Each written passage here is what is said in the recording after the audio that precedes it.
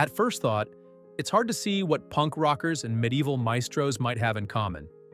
But a basic building block of musical harmony underlies these seemingly disparate styles of music. Powerful power chords. Containing just the bass note and fifth note of a chord, power chords are most commonly used in the punk genre and other types of rock music. Used on their own, a progression of these stripped-back chords can sound hollow, but when used with distortion, they produce a dense sound as additional harmonics are added. The use of distortion increases the complexity and richness of the sound by making the other harmonics become louder against the fundamental frequencies. Voices in parallel. In medieval times, the unison voices in Gregorian chants were sometimes embellished by adding intervals of parallel fifths, fourths, and octaves. These simple elements added resonance and heightened the grandeur of the performance. In a similar way to power chords, the effect was to intensify the sound rather than produce a separate melodic line. Gregorian chant was one of the earliest and most basic form of polyphony, the simultaneous playing of two or more tones or melodies.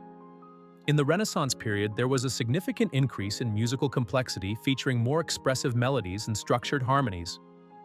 The development of music notation systems and the greater prominence of instruments also played a role in this evolution.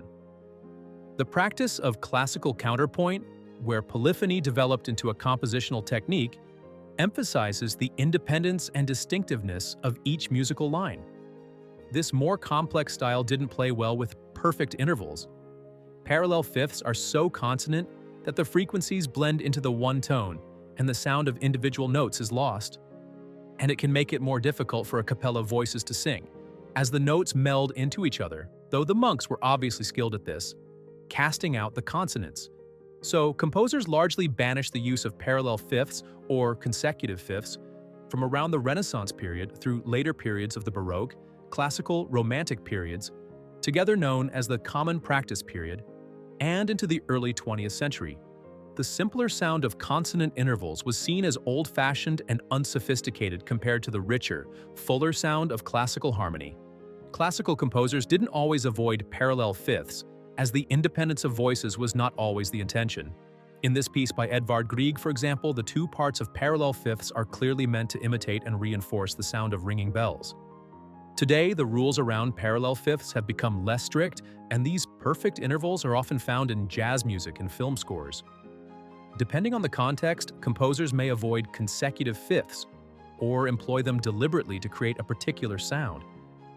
Where has the melody gone?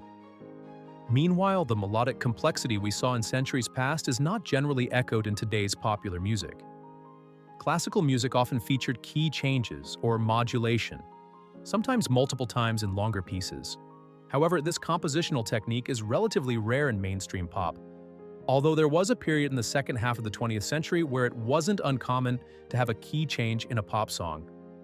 Now, song structures tend to be simpler and more repetitive, and there is more of a focus on rhythm, timbre, and electronic production techniques, rather than melody and harmonic changes.